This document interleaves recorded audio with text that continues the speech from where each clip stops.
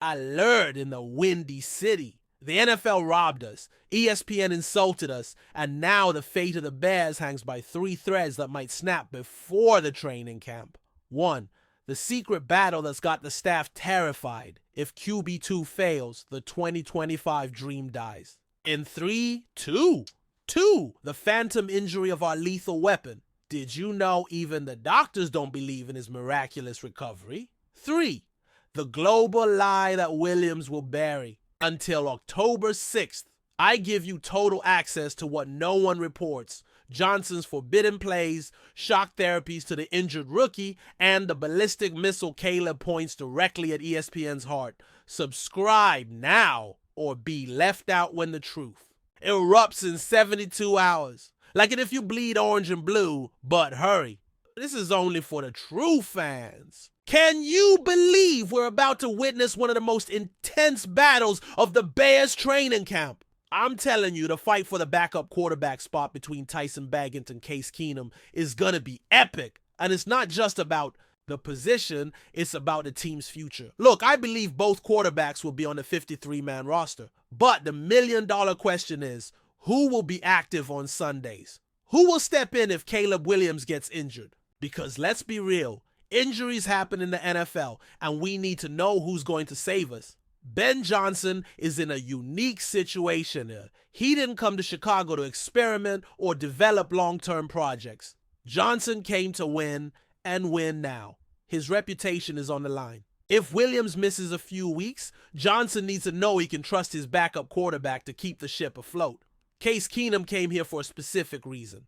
I ask you, why did Ben Johnson bring him personally? Because Keenum isn't just a veteran. Quarterback, he's practically an additional coach. C.J. Stroud himself said Keenum was invaluable for his development.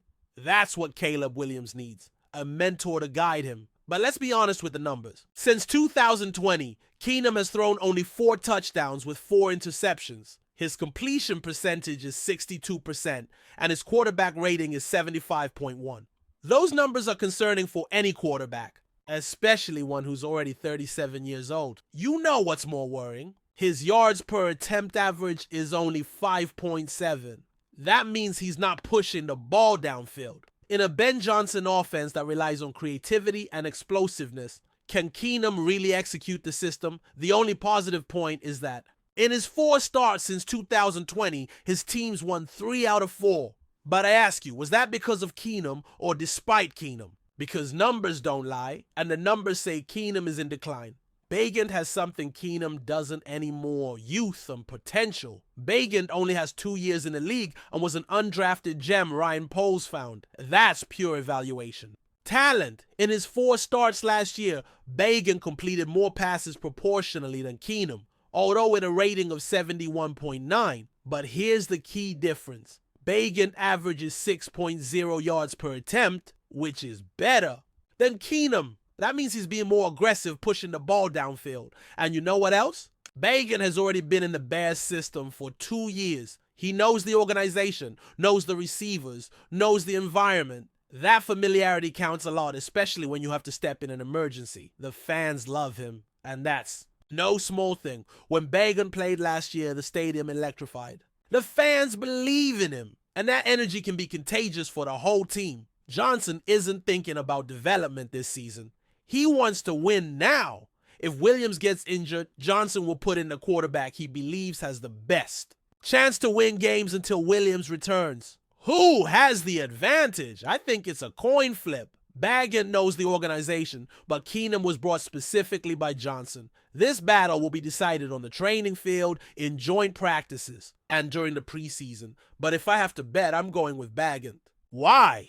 Because his skills aren't fading like Keenum's. Because he's 12 years younger. Because he's already shown he can compete at this level. And because the Bears need to believe in the future, not just the present. Now let's talk about something that has me very concerned. Colston Loveland's situation. This rookie tight end, who should be a key piece in our offense, is dealing with a shoulder injury that no one wants to explain clearly. You know what's most frustrating. The reports are completely contradictory. Some say he's progressing well. Others report he's throwing passes with his left arm because he can't use the right one. Loveland himself said he's become somewhat ambidextrous due to the injury. Does that sound like progress to you? When OTAs ended, Loveland sounded optimistic. He said the plan was to be ready for the start of training camp. But Ben Johnson sounded much more cautious. Johnson said, "To be honest with you, I haven't even looked that far ahead. We'll get that before we officially separate for the summer." Is that the response of someone who's confident his star rookie tight and will be ready? Loveland had surgery in January to repair an AC joint injury in his right shoulder. That's a serious injury that can affect a player's ability to block, catch passes, everything a tight end does. Tim McMahon of MLive.com reported Loveland was throwing passes at his youth camp, but with his left arm. A right-handed quarterback having to use his left arm isn't someone who's progressing well. It's someone compensating for a serious injury. Loveland himself said something very revealing. "It's been good. Bullets haven't really flown. Yet. We'll really know in camp once I get out there, doing a lot more things." Did you hear that?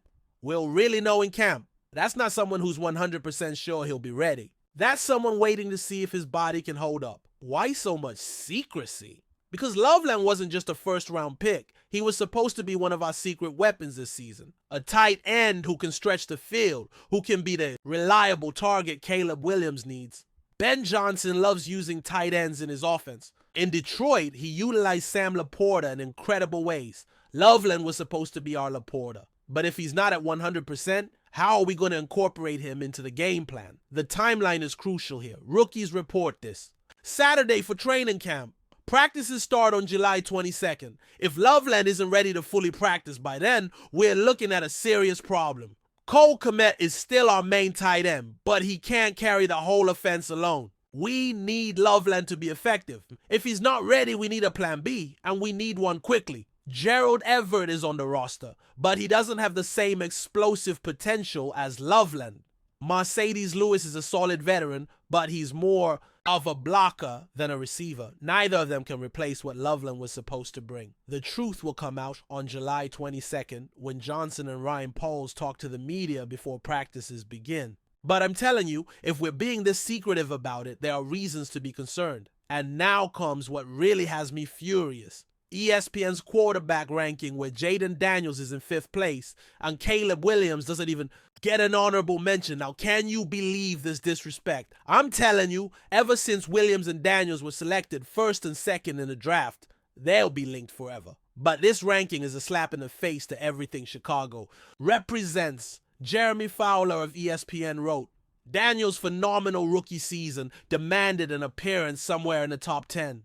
Him breaking into the top 5 or barely edging out Stafford in the vote shows the voters have no problem validating his hype." Validating his hype? And what about validating pure talent? What about recognizing that Williams had to deal with much tougher circumstances? Want to know why Daniels is in 5th place? Because he had a phenomenal rookie season. Threw for 3,568 yards, 25 touchdowns, and 9 interceptions. Added 891 rushing yards and 6 touchdowns on the ground. Led Washington to the NFC Championship game after they hadn't made playoffs since 2020. Daniels had the 4th best QBR in the NFL with 70.6, the best mark for a rookie since Dak Prescott in 2016. On 3rd and 4th downs, Daniels had a QBR of 95.3, the best in the league. Those numbers are impressive, I won't lie. In the head-to-head game against the Bears, Daniels was superior. Completed 21 of 38 passes for 326 yards and a touchdown, plus 52 rushing yards on 8 carries. And to top it off, won the game with an incredible Hail Mary that will be in the highlights forever. And what about Williams? Threw for 3,541 yards, 20 touchdowns, and 6 interceptions. Similar passing numbers, but didn't show the same playmaking ability with his legs. Only 489 rushing yards with no touchdowns. More devastating, the Bears finished 5-12 with a 10-game losing streak. When they faced off directly, Williams completed 10 of 34 passes for 134 yards. Those numbers are ugly. There's no way to sugarcoat them. But you know what? I tell you, this ranking is premature and unfair. Williams had to deal with a coaching staff that collapsed mid-season. Matt Eberflus was fired. Thomas Brown had to take control, and everything was chaos. Daniels kept his coaching staff intact throughout the season, had Cliff Kingsbury as offensive coordinator from day one to the last game, had stability, had continuity, had support. What offensive line did Williams have? One that allowed 68 sacks, the most in the NFL. What offensive line did Daniels have?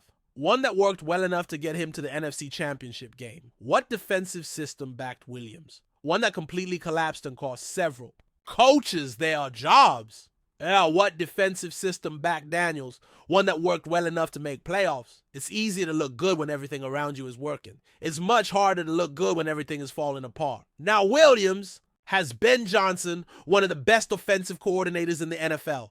Johnson worked magic with Jared Goff in Detroit. Transformed Goff from a quarterback who seemed done in Los Angeles to one who nearly led the Lions to a Super Bowl. And what about the improvements we've made? Completely reinforced the offensive line with Joe Thuney, Jonah Jackson, and Drew Dalman. We're not allowing 68 sacks like last year anymore. Williams will have time to throw. We'll have protection. We'll have stability. The passing options, DJ Moore, who's already proven to be an elite receiver. Rome Odunze, who has star potential. Cole Kmet, who's a solid tight end. And now Colston, Loveland, and Luther Burden. Johnson will have to find a way to make all these pieces work together, but the talent is there. October 6th, Week 6, Monday Night Football. Bears vs. Commanders. That's going to be the rematch everyone's waiting for. That's going to be Williams' chance to erase last year's mistakes and prove that Chicago has built something special. It won't just be Williams versus Daniels. It will be Ben Johnson's system versus Cliff Kingsbury's system. It will be Chicago's new offensive line versus Washington's defense. It will be Chicago's pride versus Washington's confidence. I tell you, Williams is going to prove that this ESPN ranking is a sham. He's going to show that Chicago should never have been underestimated. And when Monday Night Football arrives, the entire NFL world will be watching. And I believe they're going to see a completely different Caleb Williams. The ESPN can ignore Williams now, but they won't be able to ignore him forever. Rankings are just opinions, but results on the field are facts. And I believe Williams is about to create some facts that will make ESPN eat their words. What do you think about the battle between Baggett and Keenum? Do you think the veteran can beat the young talent? Does Loveland's injury worry you as much as me? Are you ready for Williams to prove ESPN totally wrong? I need you to tell me in the comments who you think should be the Bears QB2. Do you trust Keenum's experience or prefer to bet on Baggett's potential? And what are you expecting from the rematch between Williams and Daniels? Bears fans, you're the reason I do this. You're the family that makes this channel special. If you want to keep getting the most exclusive news about our Bears, if you want in-depth analysis you won't find anywhere else, I need you to subscribe right now.